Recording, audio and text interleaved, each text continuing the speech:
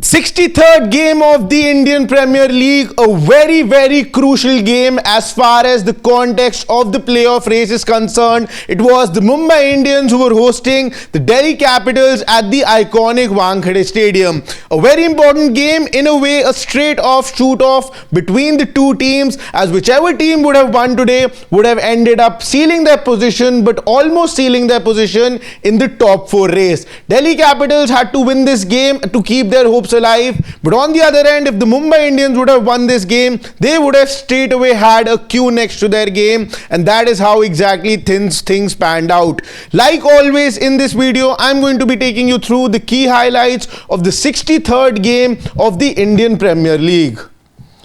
The two captains in Faf du Plessis and Hardik Pandya were there at the center for the toss. It was Faf du Plessis as the captain, as because Akshar Patel wasn't well, and because of that he had to miss out on this crucial game. Hardik Pandya and Faf du Plessis both at the toss, and it was the Mumbai Indians who had to come out and bat first, at the Delhi Capitals opted to bowl.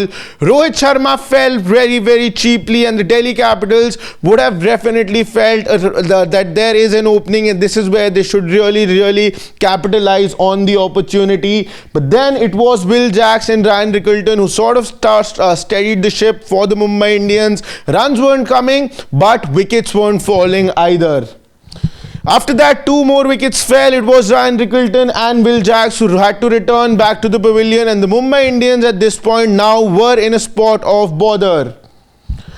After that, it was the other batters in Tilak Verma and Suryakumar Yadav who sort of started to, they did not look the best on their forms, but they did not give their wickets. They were rotating strikes, getting the odd boundaries as well. They would keeping the scoreboard ticking. 160 is what the Mumbai Indians were looking for. That was revealed later on by Suryakumar Yadav during the mid-innings show, where he said that they were looking at 160, and that's exactly how they were pacing their innings as well. But then wickets continued to fall for the Mumbai Indians as Tilak Verma and Hardik Pandya both got out, and the Mumbai Indians were once again in a spot of bother. It wasn't a surety if they will be able to put on a competitive total on the board. This wasn't the typical Mumbai wicket. It was turning, it was gripping, it was a little slow to bat on. It wasn't easy to score your shots over here, and as a result you can see that the Mumbai Indians were really struggling to get going.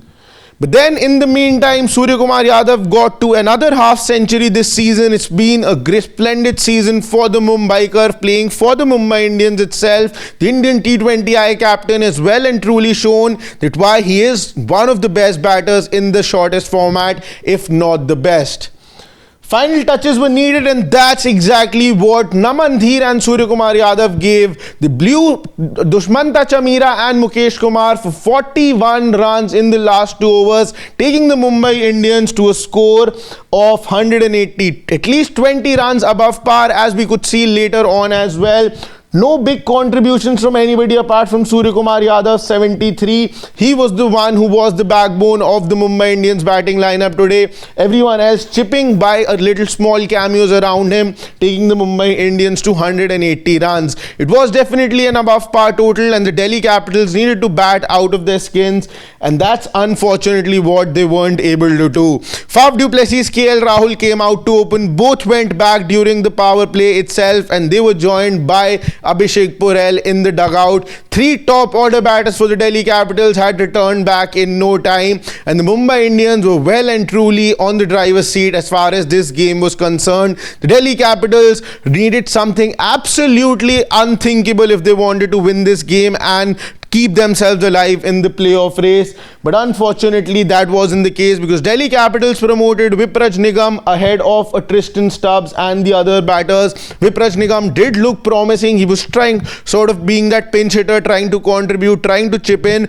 but that short stay had to come to an end because he got out, and as soon as he got out, Tristan Stubbs, who has undoubtedly been the second best batter for Delhi Capitals this season after KL Rahul, he too had to go back to the pavilion because of sheer brilliance by Jasprit Bumrah, who once again on today went on and picked 3 wickets for the Mumbai Indians, making sure that the Delhi Capitals aren't able to cross the line.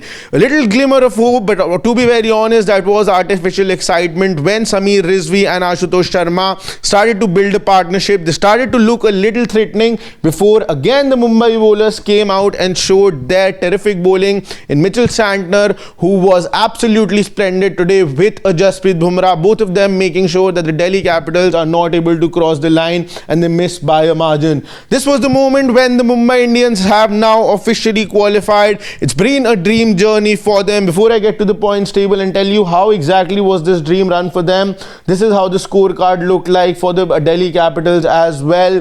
The Mumbai Indians now find themselves have a Q next to their name, as you can see. 13 games, 16 points, and they have managed to qualify. They needed to win 7 out of the last 9 games that they played, and they have managed to qualify even before playing the 9th game by winning all the games barring just the one game that they lost recently to the Gujarat Titans. But the Mumbai Indians dream run has continued. We're still 1 week remaining as far as the league stages of this tournament is concerned, but our top 4 are there in front of you. So ladies and gentlemen, presenting to you the top 4 teams of this year's Indian Premier League. It is going to be Gujarat Titans, Royal Challengers Bengaluru, Punjab Kings and the Mumbai Indians. The next week awaits, and the next week is going to be really interesting, and the reason for that is that the battle for the top 2 spots is going to be really intense. As you all know now, over the years that's been the trend with the IPL, that the top 2 teams get 2 shots to play the final,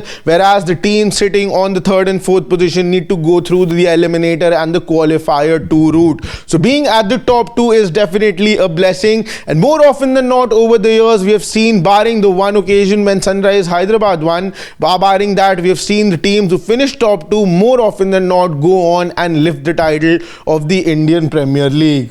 So that is how things panned out in this all-important virtual quarter-final between the Mumbai Indians and the Delhi Capitals. You can let me know your thoughts about this and the resurgence that the Mumbai Indians made this season and the slump that the Delhi Capitals had in the comment section below. But for now, that is all that I've got for you. I hope you're liking our coverage here in Sports Today of the Indian Premier League. If you haven't subscribed, do not forget to press the subscribe button, like this video, share it with your friends, and press the bell icon so that as soon as we are live or there's any interesting content coming your way, you guys come to know first.